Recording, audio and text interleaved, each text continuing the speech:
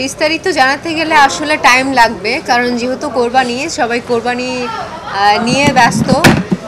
যারা যারা দেখছেন তাদের রেসপন্স খুবই ভালো পাচ্ছি এই পর্যন্ত। যে রেসপন্স পাচ্ছি এই রেসপন্স নিয়ে আসলে উই আর ভেরি ব্লেসড। এবং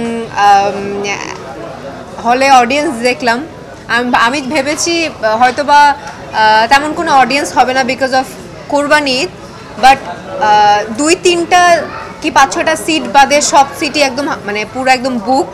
সো এইটা দেখে আসলে বেশি ভাল লাগছে।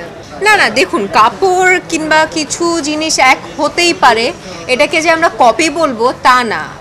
আর এটাকে আমরা অনুপ্রাণিতও বলতে পারি।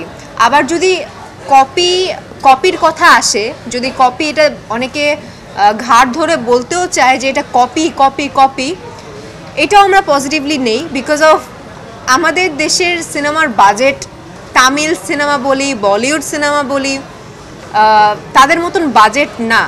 তো তাদের সাথে যে কম্প্যারিজম করা হচ্ছে যে কপি কপি কপি, এটাও কিন্তু একটা বড় বিষয় যে ওদের মতন করতে পেরেছি।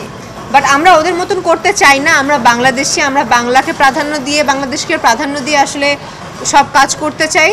বাট কপি আসলে আমরা কেউ কারোটা আসলে করিনি। ওটা 2026-এর উপরই ছেড়ে দেন। 2024 তো মাঝ বরাবর চলে আসলো, আরও কিছু মাস বাকি আছে। সো 2026 পর্যন্তই আসলে, 2026 আসলে দেখি। আর আরেকটা জিনিস আমি ক্লিয়ার করতে চাই অ্যাবাউট টগর অনেকেই ফার্স্ট হাফ দেখে মনে করতে পারে যে গল্প কেমন কি, হ্যাঁ, বাট আমরা আসলে চাচ্ছিলাম যে আস্তে আস্তে আস্তে আস্তে আস্তে আস্তে উত্তেজনা কিংবা এক্সাইটমেন্ট যেটাই বলি সেটা উঠুক। বাট সেকেন্ড হাফ ইন্টারভেলের পর থেকে দর্শক যেটা আসলে দেখবে সেটা আনএক্সপেক্টেড কিছুই দেখবে। সো ওইটার জন্য আসলে অপেক্ষা করছি।